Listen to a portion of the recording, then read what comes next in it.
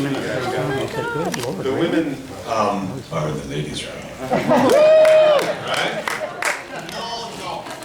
Your voice is so big, Richard, you don't need a microphone. Yeah, Luciana and Leah.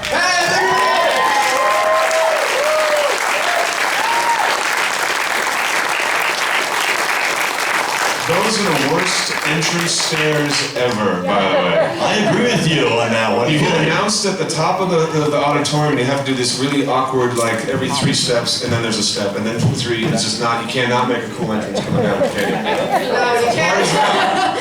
Hi, everybody! I'm so happy you guys are here! I need to make an announcement. So, I have just found out at 4 o'clock today, the Battlestar Galactica shootout, the Family Feud style game, is happening at 4. Don't ask me where, I forgot that detail. Richard, do you want to be in it? I'm just such a horrible game player. You can't be any worse than You can't be us. worse than me, trust me. I lose all the time. What the heck? Well, maybe we can film it. Listen, so we're gonna do it. So if every original and reimagined are all invited.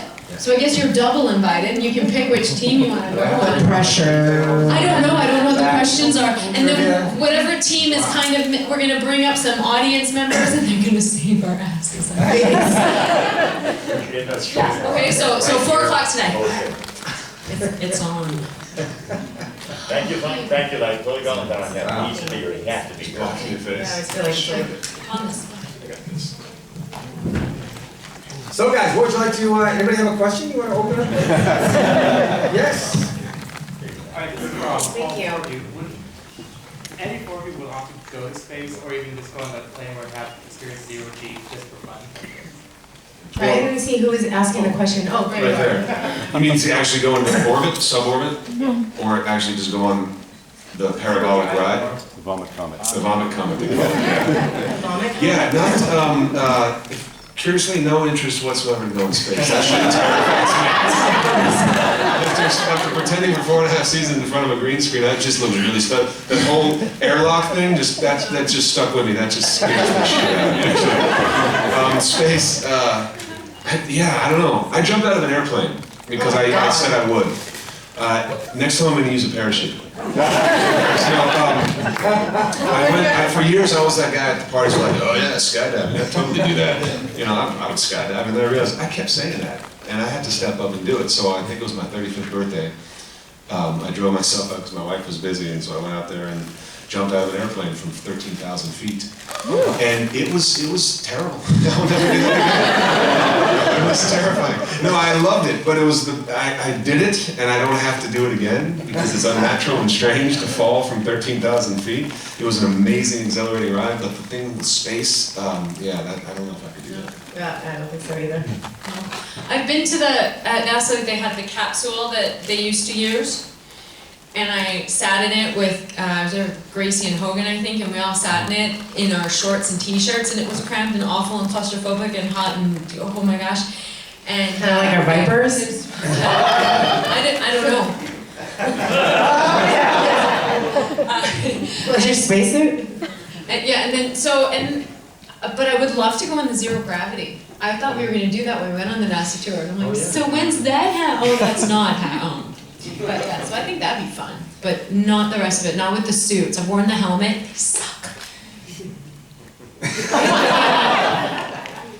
I don't know about you, but I get claustrophobic in a bathroom. I can't imagine myself up, you know, surrounded by all this stuff, and then it's all powdered food, right? And I like eat organic, and then the other part of it is how do you go to the bathroom up there? It's like, what direction do you face? I mean, I don't know. It's a hose. There's no direction. Do you know you sleep? Yeah, it is. I've been in the I went on the NASA tour with Garrett, and he showed me it all. And They don't have a device for peeing? Yeah, there's a toilet and there's a hose in. The You little hook it suction, up you and know. it sucks it right out. Did they hook you up to the hose on this tour? I mean, is this, actually gonna try that out? They don't give you zero gravity, but they let you pee in a tube. That's interesting. I have the pictures. Go to NASA. It was crazy. In space. And they had the bed, because there's no up or down, right? You don't, and Garrett told an astronaut that was on our show, he took us on a tour of NASA, and he said he kept getting confused because he would pick the direction that he was in, and he'd be like, okay, so that to me is up, and that's down, and this is forward, and then he'd have to work on something that was on the floor, and all of a sudden he had no idea where he was in the International Space Station, right? Because you have to anyway, and then you have to Velcro yourself to a wall to sleep in. Whoa. It's literally like a coffin, like a little Velcro yourself in, and you decide what you think is the floor. Whoa. No, You get to thank you, no, choose. thank you, you get to choose, no. Wow. But they were all up there watching Battlestar Galactica, and they said that they were. It's a true story, and they said that his mission was one of the fittest because you got to watch TV while you were working out. And so he said they were always like, "So when are we scheduled to work out?" And we're gonna start to watch. And they're on their little strapped into their little treadmill watching another episode. Yeah. Wow. Great question, by the way. Who's next? Right here in front. I have a question for you. Of course. Plug your ears, I don't want to spoil. Did you have any idea that when you signed on that you were a Cylon? No. When did that I wasn't reveal supposed to be you? around for more than 2 episodes. Oh, Yeah, so no. when was it revealed to you and when was it like decided? Aaron Douglas revealed it to me. Yeah, of course. Aaron Douglas was at, Aaron Douglas was a shit disturber. He knew shit. He knew everything before anybody else did on that set. Aaron Douglas was at Michael Reimer's house. Michael Reimer's one of our, kind of in-house directors and really set the tone for the show and was fantastic. And so they gave him the big important episodes. And he was at dinner at Michael Reimer's house and he was going to go to the bathroom and he looked over on a table and he saw a For Your Eyes Only early version of a script. So I didn't know that. So in classic Douglas fashion, he took it. He looked around and he went to the bathroom. And he's like, holy shit, he just got it. And he said his jaw just go forward. It was the scene where we all collect in the, downstairs in the gym and the music all brings us together and he's like, whoa. So then he's like a kid who can't keep a secret. So he's just frothing at the mouth. He's like, Trucco. Trucco, you're silent. That's what's so Hogan. And I was like, come on, now you're just making stuff up. No way. So he told me, and at that point, so then Hogan knew, and then Hogan started talking about it, and then of course we got the call it was like a conference call from David Icke and Ron Moore, and then you think you're getting fired. Because you get the phone and like, hi, this is Jenny from NBC Universal, and Ron Moore and David Icke on the phone was like, oh shit. That wasn't great in that last episode, but and then he says, so here's the deal, we're breaking story, and then that came out. But yeah, I wasn't even supposed to be around. I got hired literally for 2 episodes in season 2. Because you're gorgeous. That's exactly what they said. That's what I have a gorgeous clause that they just. The question is, what was the reveal like for others in the cast when Yeah, you how was it? learned that was going to happen? What was that like? Well, I was already dead. I was just praying that I was the final Cylon, and so that was. The scripts get delivered to your house or to your agency sometimes, and I remember reading the script and there was lots of expletives, so I kept going to it. Oh no, like that.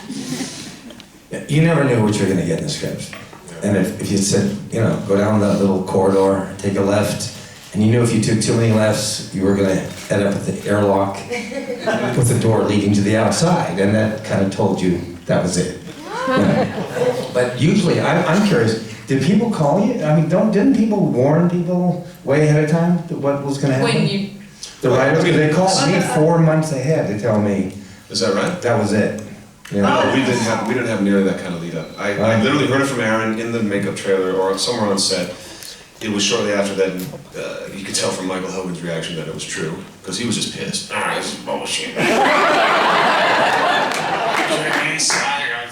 This is not possible, can't be. So he was mad, and I was like, okay, this is going down. But it was probably, 2 or 3 weeks before we got to that. There was always, prep time. But it was really late in the game because they were so secretive about it that they just didn't give it away. At least if they knew, they certainly didn't tell us. Right. Yeah. I think with Katie, right? What did they do with Katie? Oh, that old. Yeah. Yeah. When did she find out? The When- Shanghai switcheroo, whatever. Yeah, it was, yeah. when they said that they killed her, but that she wasn't, and then they Right. took her names out of the credit, and I don't know. Okay. Yeah. Mentioned, yeah. My version of that, I showed up at work and I was sitting in hair, and Gerald says to me, the hair guy, he's like, Katie got fired. No, Katie quit. Katie quit. I'm like, shut up, she quit. He said, she quit. I said, why would she quit? Because she wants to grow her hair out and won't let her. This is what the hair person said? And I was like, are you out of your mind? You're joking. He's like, no, man. She went in and she's like, look guys, I'm sick of having short hair. I want to gear it up. And they said no. And she's like, fine, I'm out of here. And I was so angry at Katie. And then she comes in and she starts talking about how she's got to sell her place and about how she's going to ship everything home. She, at the end of it, carried on she the totally carried on. Her dad thought that she quit the show. And she was acting the whole thing. She knew. She That's was right. totally And she playing conned the all whole of you time. too, right? I was so mad at her. I was so mad at her. I'm like, I think you know a person.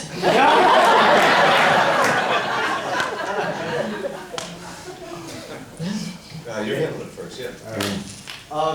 Just first of all, thank you for all being here. You guys are incredible. Thank you, Stellar guys. and awesome in every way.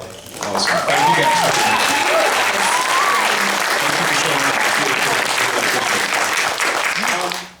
None of your characters made it to our Earth alive. We don't like your. We are fucking pissed off. I mean, if your characters, and this is for each of you, if your characters had made it to Earth, what do you think they would have done? When they reached Earth? That's a good question, right? I'll go last. We should ask the writers. That's so intricately complicated. It's even. Luciana? Leah? Swam in water. I think the first thing she would have done was swam in real water. Like they Good point. right? Yeah. Hugged a tree and swam in some water. Ate some grass. Smoked some pot.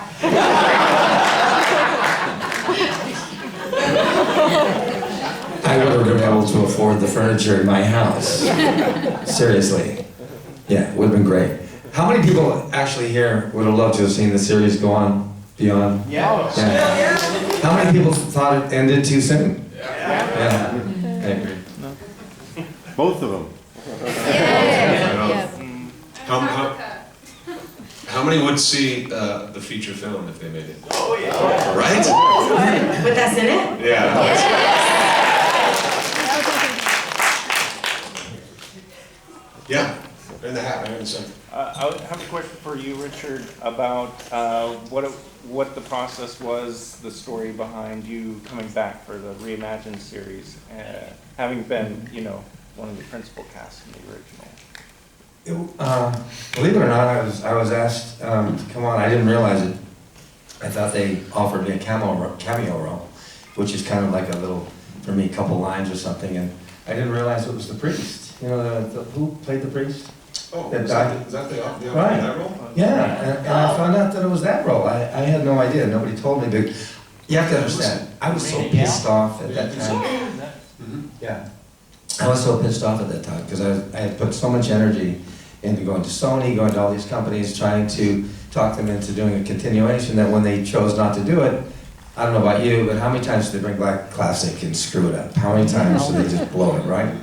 So you don't have very much faith in the studio. So I thought they were just going to blow it. So I was angry, I was pissed off, and when they offered me a cameo, I thought, cameo means they just want to use your name, but they have no interest in your acting or you or anything else, right? They're just using you.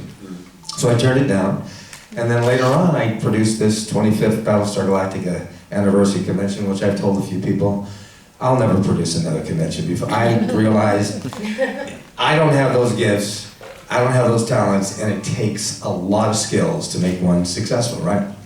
But I met Ron Moore, and he had read all these articles that I read, not about him or this new show, but I wrote articles about how studios and networks do not listen to the fans, right? And I think everybody's a little pissed off, felt like I was attacking the new show. And when I met him, I think he, didn't know what to expect, but we ended up bonding. He gave this big speech at the end of his panel, and it was the worst, most, honestly, I've never seen a panel so cold, so angry, so pissed off when he was up there showing the trailers to the new Battlestar Galactica series. Because it was so different. Nobody knew what to expect, but you could hear a pin drop. And I felt so bad. But one thing I recognized, I realized that no matter how different it was, I realized that it wasn't going to be a 902 cheesy, stupid, rip-off of Battlestar. Somebody with a gift, with a vision, with a talent was telling this story. So I kind of stood up. Ron Moore tells the story, and then Moses stood up. and you know, that sounds funny, but I felt really bad, and I said some really nice things. And I said I commended him, and I commended the trailers. And I said no matter how different it is, and I said it's kind of hard to get the shift, but I said I think something really good is going to happen. And so I met with him afterwards, and he told me, hey, if the show gets picked up, which at that time, Sci-Fi was not picking it up. They got actually played in Europe on the Sky Channel first, and they weren't even sure they were going to play it in the US. Of course, there was a lot of downloads, illegal downloads, that helped to, you know, publicize the show. And eventually it got picked up, and he invited me over, and he said, look, I have a role for you if you'd be interested. It's a one-shot deal, you know? Yeah. By the way, there's a lot of one-shot deals. That's what I love about the show. That was a one-shot deal, too. Aaron Douglas had 2 lines, something like that. Tomo wasn't meant to come back. Tomo was supposed to die. But they recognized your talents. Well, it says a lot about Ron. I think you're right, because he saw potential storylines, and he continued to write for them, and you know, conventional attitudes he cast those aside. It didn't matter if he would cast for 1 episode or 5 or for an entire series. If something was working, he would write for it. Exactly, and he would evolve it. He let the actors kind of tell him, guide him, and it was a very collaborative show. Probably the most actor-friendly show I've ever been on in my life. But it turned out like a one-shot, like so many people, and I had no idea what would happen, but it was so amazing, really, to be on a show again on Battlestar Galactica. And like I said, we actors, we go up, we go down, sometimes we get a paycheck, and a lot of times we're struggling. And it was just nice, after a long time, to actually have a paycheck coming in. And as I said, you know, sometimes you buy the house, and then the show stops, and you can't afford the mortgage, or you can't pay for the furniture in the house. But it was just nice to be on a show, not just 1 year, but actually over a course of 4 years. And I had never in my career been on a show that lasted. Most shows, most actors aren't lucky enough to get on a series that lasts. But this one did, thank God. It was a great show. Yeah. Awesome. Okay, cool. Would any of you, did you want to be a Cylon, or did you want to not be a Cylon? Well, for me, it meant job security. Because when I heard that, I was like, oh, cool, I gotta keep you around for at least a couple more. Seems important. I don't know. Yeah, I mean, it was what an amazing, you know, thing to be part of this cultural phenomenon, and to be part of that lore is fantastic. But it's just, I had a really hard time reconciling that with my character and everything that I had built as a character, and everything I thought that the character believed in as you know, a member of this resistance. And to find that out, it juxtaposed everything I thought I was doing on the show. So I was like, I looked at Ron, like, you just completely pulled the carpet out from underneath my feet. I got to start from zero again. So it was tough to build from that. I mean, you know, it didn't make any sense to me. And I think that's what he ultimately I put into the work, was that was my deal. That's right, we got people for that, no problem. You know what's amazing is look how this sits on top. There's a lot of rum in that. So for me, we all had our own attitudes about how, mine was just utter confusion. I was confused, so I just made Anders confused. I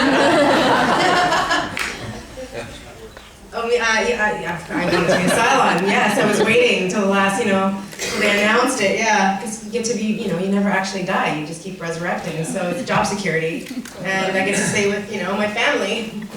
Yeah. The first thing I would do when I got a script, I go to I'd start at the end, and I'd just look for my character. And then I'd find her and be like, she didn't die. Okay, good. Alright, now I can read the script. So yeah, I think everyone like to be a Cylon? I would have loved to have been a Cylon. First of all, I wouldn't be floating around in space. And the great thing, imagine being able to download into any new body that you choose. I love that. That'd be great. Yeah, that's pretty cool. This is very nice. Right here in front. Would any of you who had characters that died off, would you rather have seen them die off in a different way, or were you totally cool with the way that they were killed off? I loved the way I was killed off. I thought it was really great. The writers really did justice to Kat.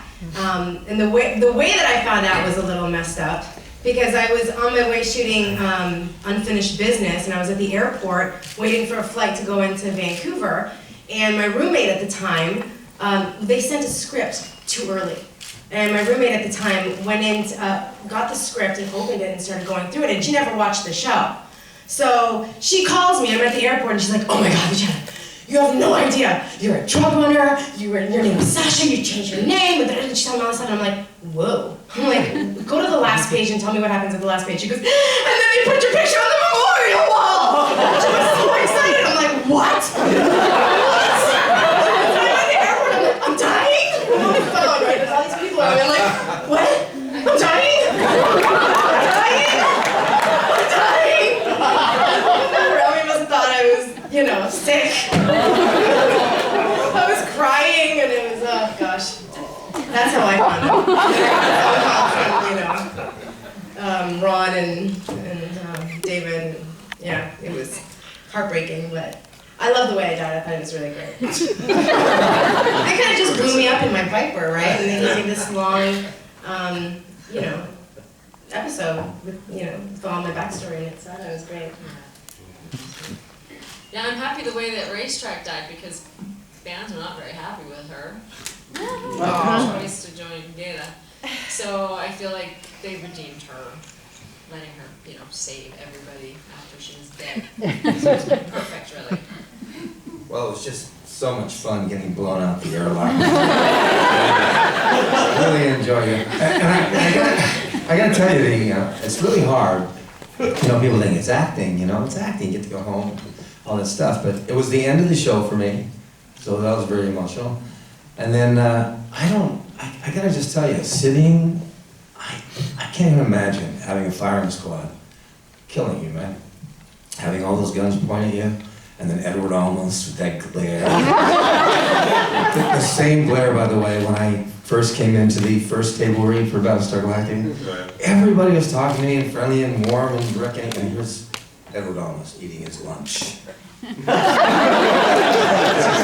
Just staring at me. Anyway, you don't want to be stared at by Edward Olmos. But you know, I just wish, since I was going to go, that I could have taken a few people with me. Yes. Well, that was just a little. By the way, you know what I love about Ron Moore? He actually, I said, in a coup, you take out anybody who's against you, right? That's the only reason you take people out. And you take them out because you believe that the coup is going to save lives.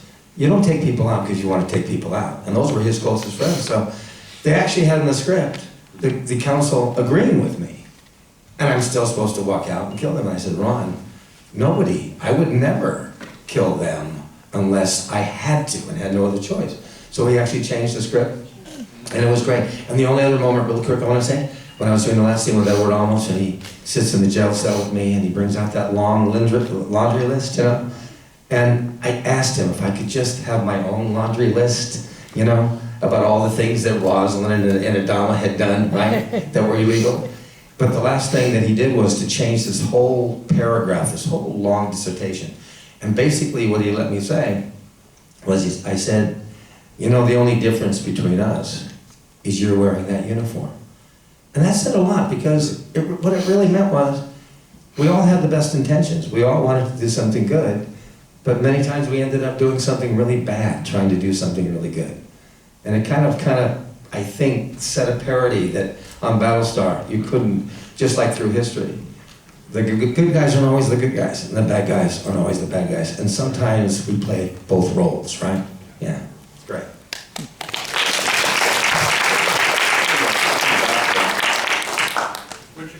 about how you prepared for your first episode on the prison ship? Because I thought that was one of my favorites, and the whole like turn that everybody took when. You know what's really interesting? Coming on the set, because there were so many amazing actors, and because it was my first day on the set, and I was really nervous because, you know, here's the guy from the old show, and it was like, you know, can he act? Does he know what he's doing? And I hate to say it, we actors, acting is not this like clear-cut mathematical equation. It's a deeper, more intuitive thing. And you show up so often the first day and you don't know people, and people don't know you. You're nervous and you wonder, oh my God, you know, all that expectation, and can I live up to that expectation? Can I be good? And all that stuff comes in. And you could be an Academy Award winner and you still feel that way. So the first scene, thank God, was a scene where my best friend of 25 years is blown away in the air, right in the jail. And you don't know who that person is. I never met the actor. And there's supposed to be a real deep connection between me and him. Well, it was an interesting thing, and it really helped me because, you know, I teach acting, and there's many ways to approach acting, but you learn how to build bridges between you and the character and connect the dots. And you do a thing called transference. A lot of times you will work on something that connects you to losing somebody you love. And I kind of did an exercise while they're setting up, while they're putting the cameras together, while they're getting everything in place, nobody knows you're doing it. And I'm having this kind of internal monologue with somebody I really care about. And I'm losing them. And it tapped me into this really deep emotional place. All of a sudden they said, roll camera, action. And I looked up, and I looked at this actor I don't know, and they blow him away. And I look in the camera, and then you see the reaction of somebody having lost somebody that was the closest to them, right? So that scene, thank God, because it got me into this deep, connected, emotional place inside of me, took away all the fear. I tell people when you get out of your head and you get into that deeper intuitive part, you're no longer self-conscious, you're no longer trying to be good, you're no longer trying to prove yourself. You step into that magical place that every actor wants to go. And from that point on, I was home free. And then I had a great conversation and rapport, as you all know, with Jamie Bamber. And by the way, for all of you, I love Jamie Bamber playing Captain Apollo. He was amazing. Plus, he embodies that character. One of the best human beings I've ever met. True. Yeah.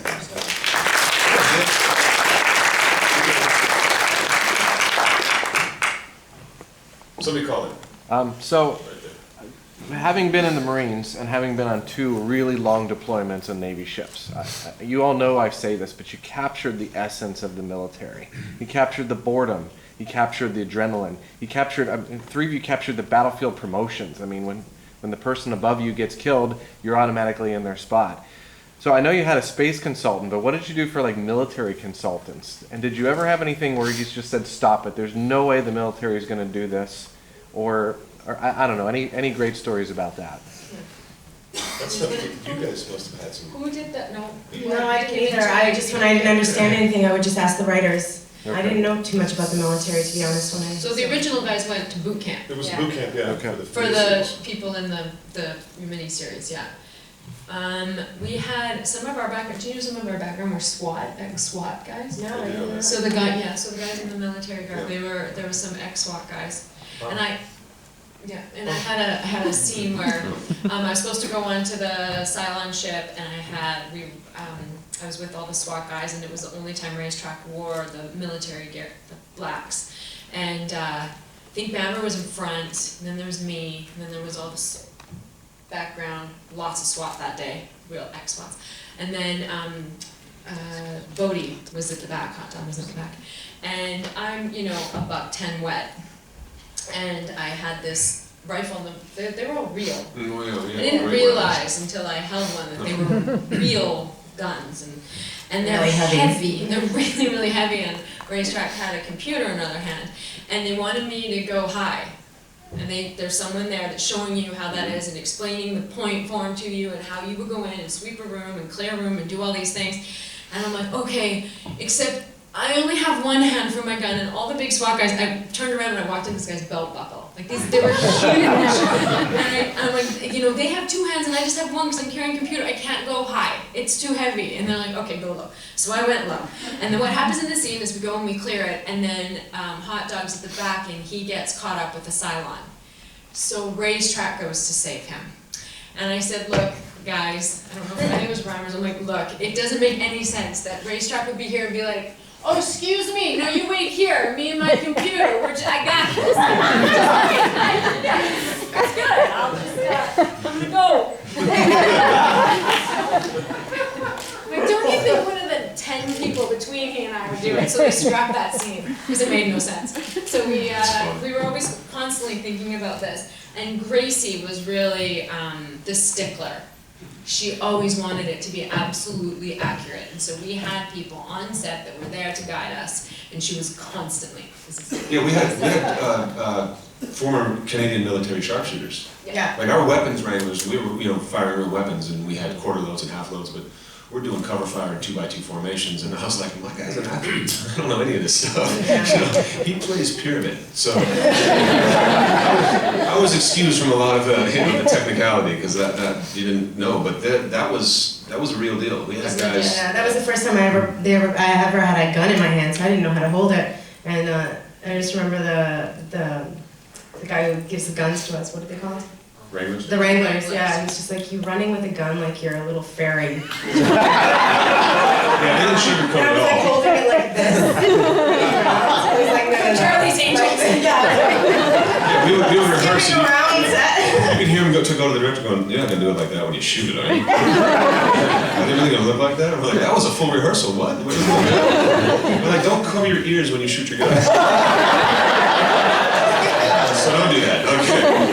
I'm left-handed, so I shoot these things. We have fully automatic, right on lefties. Yeah, we got South Boston. Yeah, not good for shooting guns. Because that stuff goes right in front of your face. Because all the shells eject out the right side.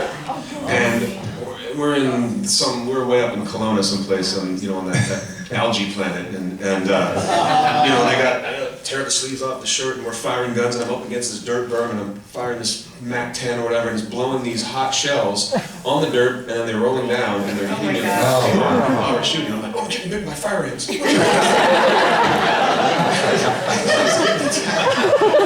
Welts all Bursting bubbles all over the place. Yeah, it was horrible. Yeah, it's one of the few shows that got the complexities right, as opposed to just a one-sided military. It's either all hoorah, but there's the fear, there's the waiting for the fighting, because it's not fighting 24 hours a day. There's a lot of frightening boredom, and they caught that. There's the fear. I think that these characters realistically portrayed the fear. Yeah. It wasn't just one of these plastic hoorah hero shows. There was real human emotion, and fear is the major factor in a driver in a combat situation. And anybody that tells you otherwise is just lying. It's bullshit.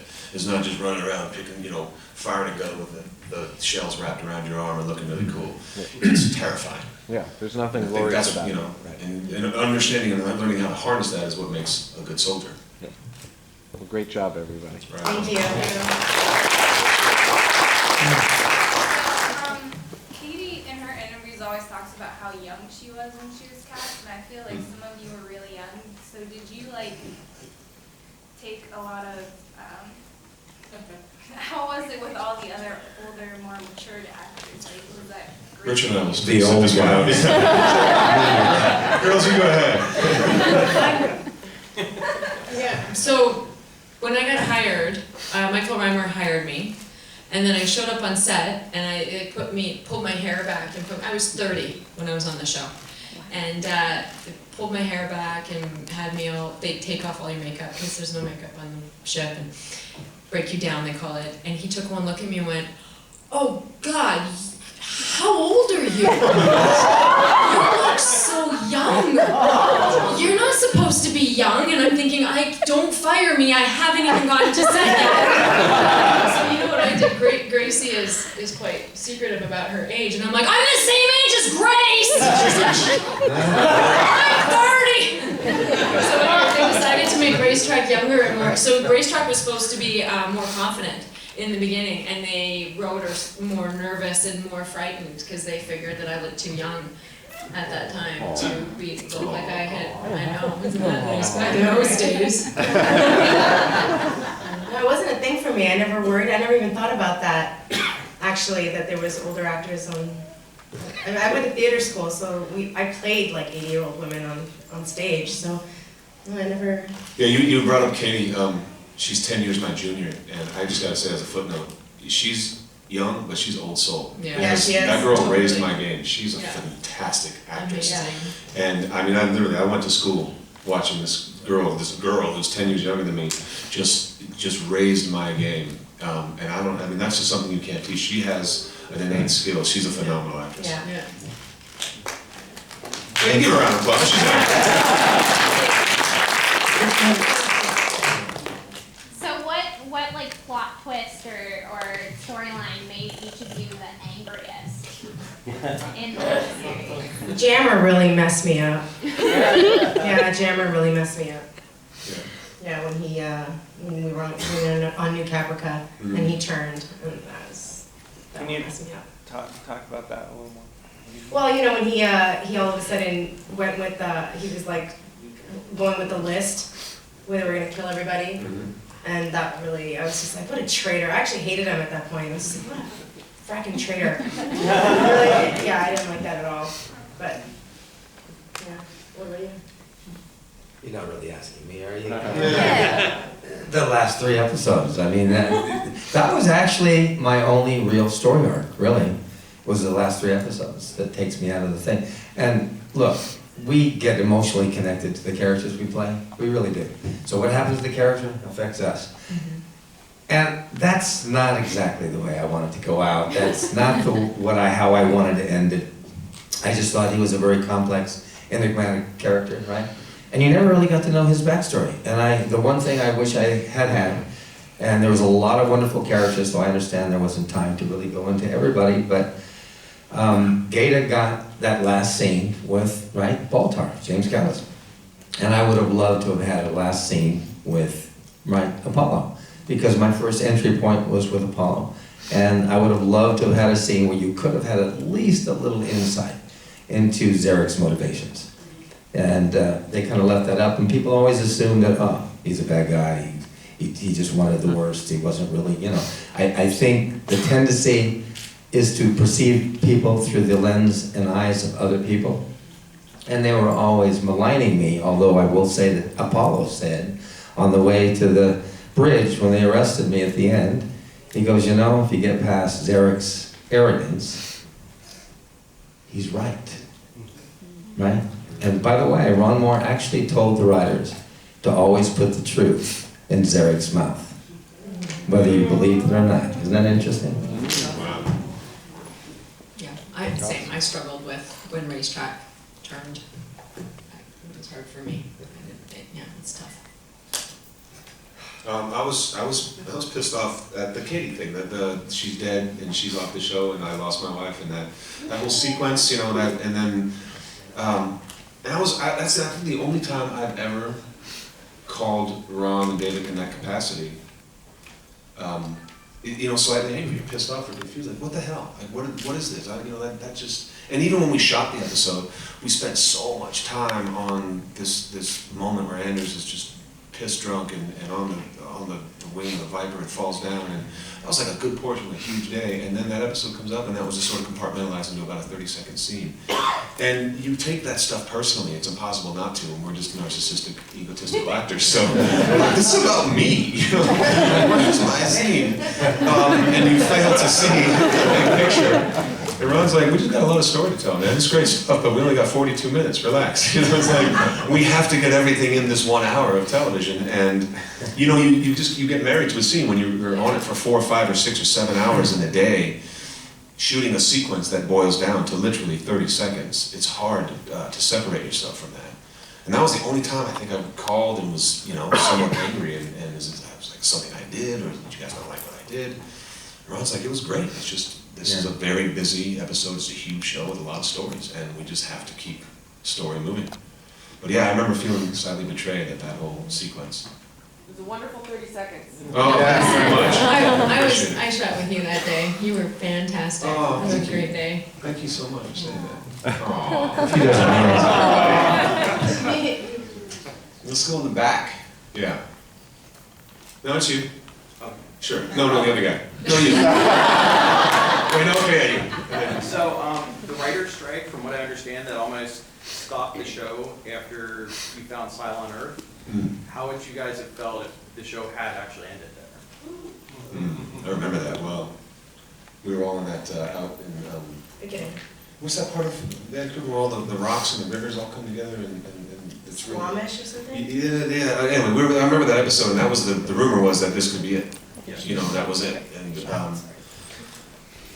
was a really weird couple of episodes that we shot, because having this writer's strike, you know, happen, and for me personally, it was a very strange time because I broke my neck in that same exact window, and was down for 4 months. And the writer's strike was 4 months. How'd you do that? Car accident. Yeah. And literally, I think it was 2 days into the writer's strike, I was in this car accident and broke my neck. And that actually informed a lot of the storyline for the rest of the way they wrote Anders, was based on the fact that I had 5 screws in my neck. Because nobody wanted to touch me. They're like, I don't know, what are we going to do with him now?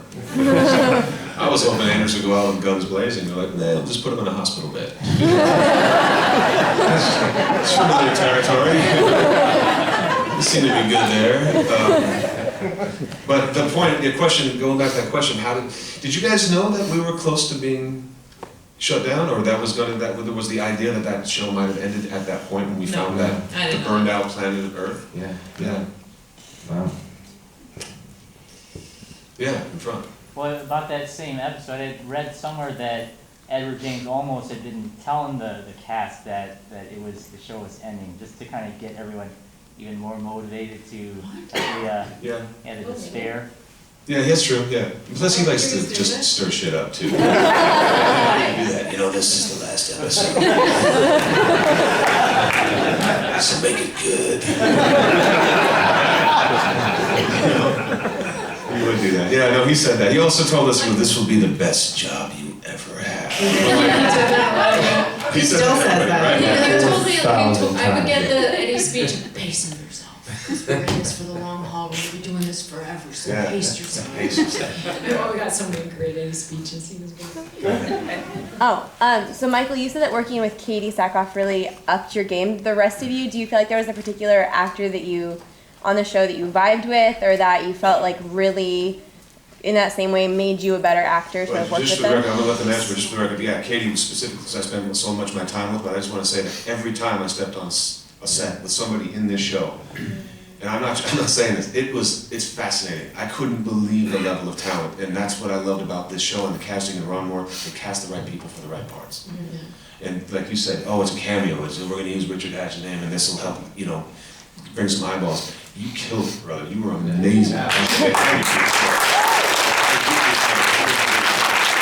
time I worked, I would sit there and go, holy shit, are we rolling? Because that was amazing. Was that just rehearsal? It was amazing. So Katie was just because I spent most of my time with her, and I realized, and it pissed me off because she was younger than me. And it's like, gosh, she's good. But every time I stepped on the scene with anybody in the show, I was like, man, I really got to bring my game. And everybody had such different processes, so see everybody's process and how they did it and how they worked through things just was fascinating. It was like an acting class every time you stepped on set. And when Eddie and Mary had scenes together, you would always find 3 or 4 of us hiding in the corner just studying. It's true, it was dynamic. Yeah. Any good pranks on set? You know what they used to do to me was when I was in my Viper, they would write like nasty jokes on my screen when I was shooting, and I'm supposed to be like saying dialogue, and all of a sudden it was like, ooh, somebody farted, or like, trying to make me laugh. That would happen to me a lot. We pulled one that was kind of juvenile but funny. In the last coming to the end, Anders is head shave. I'm in a hospital bed. I'm hooked up to IVs and oxygen. And Starbuck is by his side, and there's this really emotional scene in the bed, and she's kind of in and out of consciousness. And so me and the prop guy, we set up. There was a plunger handle. And he had it underneath the sheet. We're rehearsing the scene, and I'm laying prone like this. And Katie is right here. There's this plunger handle, and slowly this thing starts coming up. And I'm like this, and I'm starting to go. I started moving. Katie's in the, she's like, listen, Sam, what the hell is going on? She's trying to be really emotional, and she's looking at me with sheep. So that was kind of fun. We had to break the tension somehow. Yeah, where are you from? I hate to change back after that. Eddie did this thing at UN, and I'm curious. You inspired me by remembering his voice. I said, "Yeah." Right. What brought that about? How did they end up going there? Yeah, how did they? Remember, it was Eddie and Mary went to the UN, right? Yeah. You know about that? I don't know. Okay. No, that's a great question. I hadn't Because I thought about remember it happening and seeing it. I was like, how the hell did that happen? That was pretty cool. Like, that's pretty impressive. It was, what's the subject? Did you see it? No, I didn't. It's about treatment of terrorism in the media. Oh, that's right. Okay. That's right. It's on YouTube. It is on YouTube. YouTube, and we'll get back to that subject. Right there. So I loved everything about the show. Everything. I literally Except can you. honestly say that there was nothing ever in all 4 seasons that I was like, oh, why'd they do it that way? But one of everything that I loved was Stephen McNutt's cinematography. And I was curious about first of all, the sort of cinema verite thing. Was that done in post, or were they constantly moving the camera? Camera, he had it on their shoulder, and they were. 5 handheld cameras. Yeah. And how did that affect you as actors, acting with, do you ever Loved it. interact It's with very- We had a cameraman named Timmy. Remember Timmy? Timmy. Curly hair, he was a short guy. Yeah. He would pick stuff up in every direction on set. They were very rarely were you out of the scene. You know, they do these things called coverage, where there's 4 or 5 people in the scene, but then we're going to go tight on Richard, then we're going to go tight on Leah, and so that's you figure, okay, this got a little time to take it easy. You're in the scene, you got your lines, and all of a sudden you'd feel this lens swing around, and I would be messing with my watch, and Timmy would pick that up. Catch it, He'd wow. catch that, or just sitting there flicking a cigarette on and then you realized. It took me a while, then I realized you're never not in the scene, and then it really made it interesting for us. Yeah, you never felt like they were there, like. Yeah, you didn't pick them up. Yeah. It's not intrusive, and they follow you, so there's a lot less time spent on hitting marks. Hitting and marks, keeping in focus and points, oh, God. just choreography bullshit that you don't need to worry about. It's not fun to worry about when you're an actor. You just got to act. Yeah. And you didn't have to, in a sense, be so directional that you had to be pointing in a certain direction. The cameras, every time, they had 5 screens, 5 cameras, not always, but a lot of time 5 cameras, and they would move in different directions and do different things. And so they would cross over and get shots that you would never get otherwise if you were just setting up a single shot. It's brilliant. And it also gave you freedom that you didn't have to lock into your performance in any way or repeat yourself.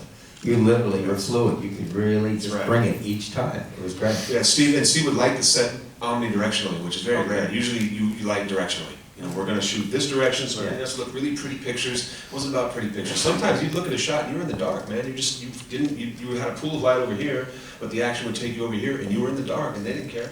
They would shoot it anyway, and you'd be real low lighting, and you'd watch it, oh man, it looks great. So it gave it a real sense of realism. There's been more than a couple scenes and episodes that have left me weeping like a schoolgirl.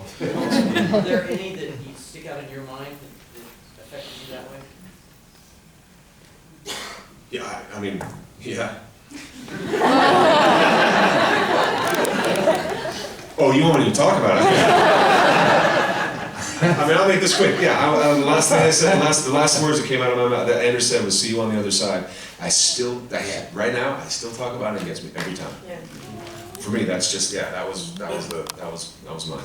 Yeah, for mine it was my death episode, the passage, my scene with Eddie.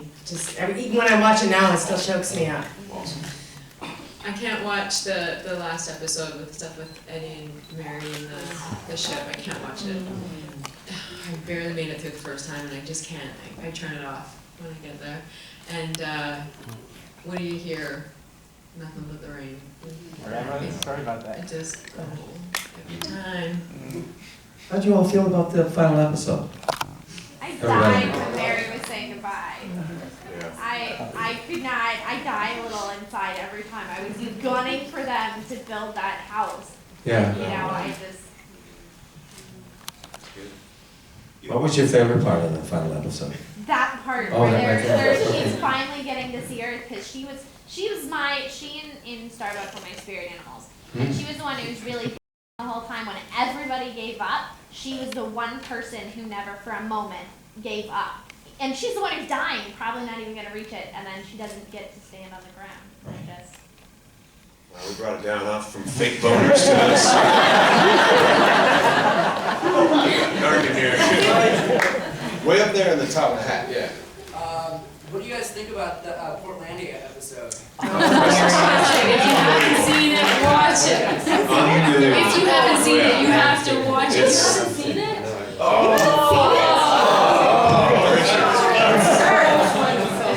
How true is it though, right? I can't feel my eyes. I mean, let's just watch one. We're going to go to Jenny's birthday party. We can be late. Let's watch one episode. Let's do it on the big screen. And I've lost a job.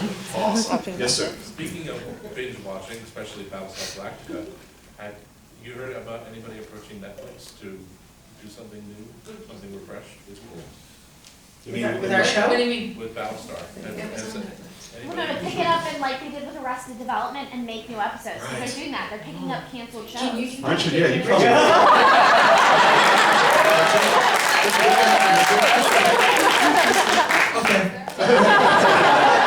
Okay. Well, the one thing that we do know, okay, is that Brian Singer and Tom DeSanto were working for the last couple of years. They made a deal with Universal to do a new movie, right? And but it's gone up and down, and I know that the struggle was Glenn Larson was still alive, and he owned the rights to the movie rights, and I think they were a little conflicted because I think Brian wanted his own writer to come in and write it, and I think Glenn wanted to do it his way, and they're going back and forth. And then Glenn, I don't know how many of you know, but Glenn passed away this past year. And I don't know if the rights reverted to Universal or if they reverted to the family, I don't know. But what I do hear is that somehow, some way, they have finally resolved the script issues, and they have a script. So the question is, where does it go from here? So I actually was going to meet with Tom DeSanto to get kind of some news. I didn't get there before I came here. So if I find out, I'll let you all know.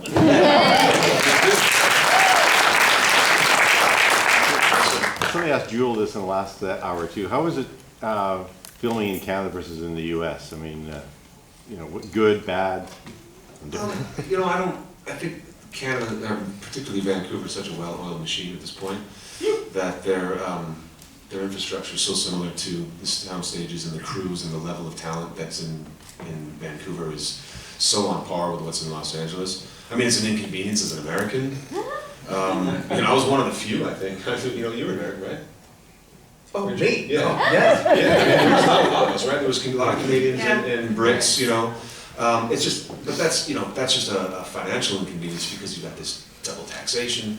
But if we're talking aesthetically and creatively, I think the crews and the level of work in Vancouver is as good as anything in the world. Yeah, the nicest part was the fact that we didn't live there because most of the actors were living there, right? Yeah. So they had to pay for their own apartments and their own stuff. But if you were coming up and going back down, I mean, here you are, can barely pay your bills, and here comes a limousine to pick you up to the airport, you fly first class, they put you up at someplace hotel, big per diem,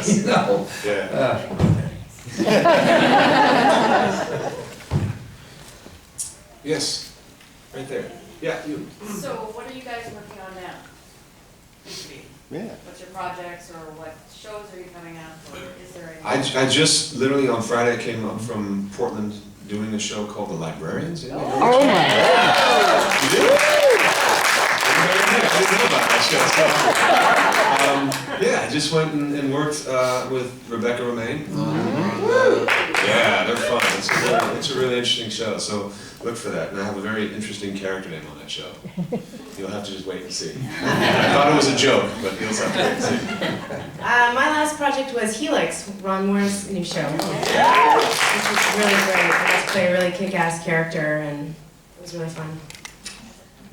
Most recently, what I'm most proud of is working, I got the opportunity to work on Interstellar, which was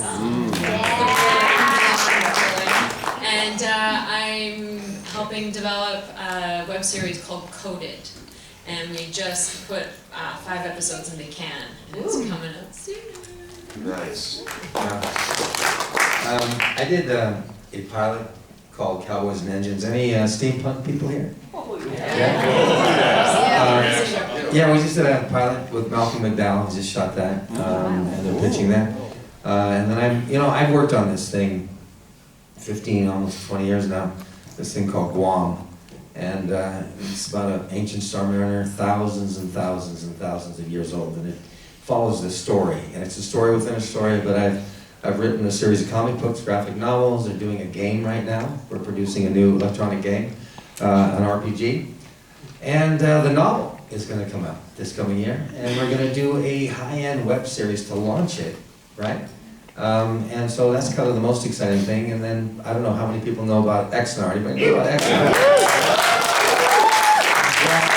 The only reason I say this is because I think if this is successful and this does what it's supposed to do, I think it's going to change the topography of how these kinds of films get put together and change the way the studios maybe deal with these kind of indie projects, right? Because a lot of stuff that we love isn't getting produced, right? A lot of the sci-fi shows that we love are not getting produced. So it's a new way of funding, a new way of putting it together, a new way of distributing it. And I think, who knows, Paramount has allowed some of these fan films to go for Star Trek.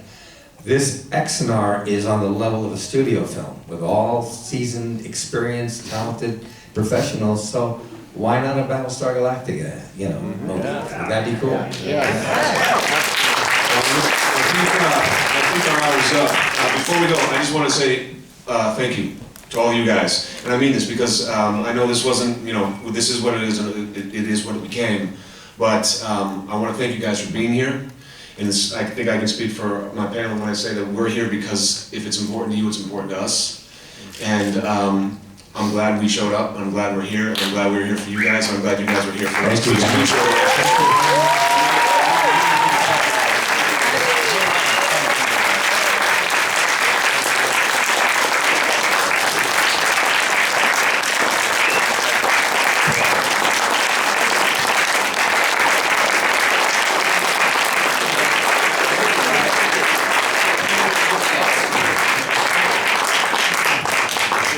Well, you guys are getting some photos of the awesome cast right here, the reimagined BSG. The next panel here for 1 o'clock has been canceled.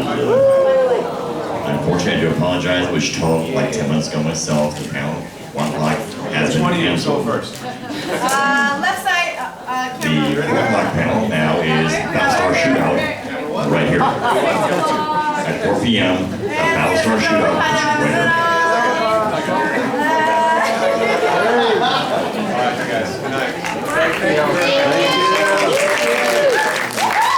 And just let you know that the shootout's right here. it's here. The shootout's right here. At 4.